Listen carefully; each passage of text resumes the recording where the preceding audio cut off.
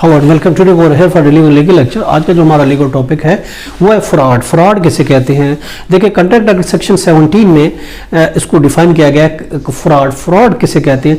देखिए any act, कोई भी एक्ट इंटेंड टू डिसीव, कोई ऐसा अमल, कोई ऐसा काम जो किसी को हम धोखा देने के लिए, किसी को हम चीटिंग करने के लिए कोई एग्रीमेंट करते हैं, कोई ऐसा काम करते हैं to induce the person to enter into sale agreement. किसी शख्स को वरगला के, किसी को करके कहते हैं कि ये एग्रीमेंट करें, हमारा मकसद ये होता है कि उसको धोखा देने का मकसद होता है, तो उसको हम कहते हैं कि ये फ्रॉड है। ये एक फैक्ट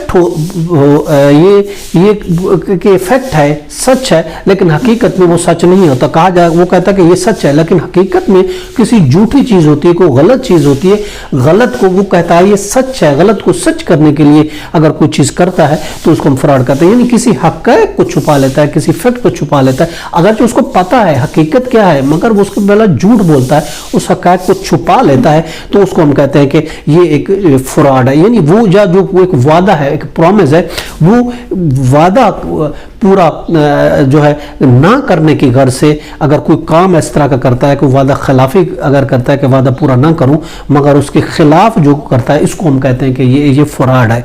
कोई दूसरा एक्ट जो डिसीव के लिए हो, कोई ऐसा एक्ट, कोई ऐसा अमल जो धोखा के लिए है, डिसीव के लिए, चीटिंग के लिए, उसको हम कहते हैं कि ये एक फ्रॉड है। कोई एक्ट या कमीशन जो कानून में फ्रॉड होता है उसको हम कहते हैं ये फ्रॉड। अब इसके इंग्रेडिएंट क्या होते हैं, कौन सी चीजें फ्रॉड में शामिल होती है? देखिए ये सबसे पहली बात तो ये suggestion regulating the fact, regarding fact के हवाले से अगर कोई मैं सजेशन देता हूँ, गलत किस्म के सजेशन देता हूँ, हक़ाइक़ को मैं छुपा लेता हूँ, हकीकत को मैं छुपा लेता हूँ, हकीकत कोई और चीज़ है, मैं बयान कुछ और करता हूँ, तो ये एक किस्म का धोखा हो गया, ये एक किस्म का फ्रॉड हो गया।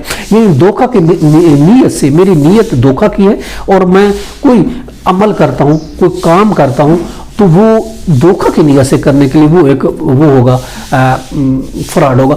मैं एक ऐसा वादा करता हूं, मेरी नियत ये है कि मैं ये वादा पूरा नहीं करूंगा, इंटेंशन मेरी ये वादा पूरा ना करने की गरज से मैं कोई काम करता हूं, मैं वादा करता हूं, तो ये भी एक किस्म का फ्रॉड हो गया। या वो एक्ट जो कि फ्रॉड के अंदर शामिल है, कोई ऐसा अमल, तो उसको हम कहते हैं ये फ्रॉड है।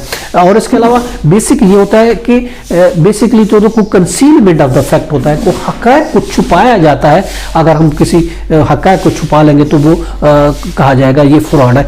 अब देखें इसके फ्रॉड से मुआहदा हो तो अगर ऐसे मुआहदे को हम वाइडेबल मुआहदा कहते हैं, यानी इसके इफेक्ट ये हैं अगर हम फ्रॉड के साथ मुआहदा करते हैं तो ये वाइडेबल मुआहदा होगा। और इसके अलावा पोजीशन की बहाली है, डैमेजेस का केस के लिए कर सकते हैं अपनी पोजीशन की बहाली उस पर। हाँ, अगर जैसा मैंने आपको बताया फ्रॉड के साथ कोई एग्रीमेंट किया गया है तो वो वाइडेबल होगा, तो उसकी बहाली के लिए हम केस फाइल कर सकते हैं। डैमेजेस के लिए उसके खिलाफ हम केस कर सकते हैं। जो हमारा नुकसान हुआ, जो मफाद हमारा नुकसान हुआ, उसकी रिस्टोरेशन के लिए हम केस फाइल कर सकते हैं। देखिए फ्रॉड में ये जरूरी है कि खामोशी नहीं होनी चाहिए, खामोशी नहीं होनी चाहिए उसमें। अगर खामोशी होगी तो वो फ्रॉड नहीं कहलाएगा। हाँ, जब खामोशी फ्रॉड बनती है वो उन सूरत में, खामोशी भी देखो सब सूरतों में, कुछ सूरतें ऐसी जिसमें खामोशी फ्रॉड बन जाती है।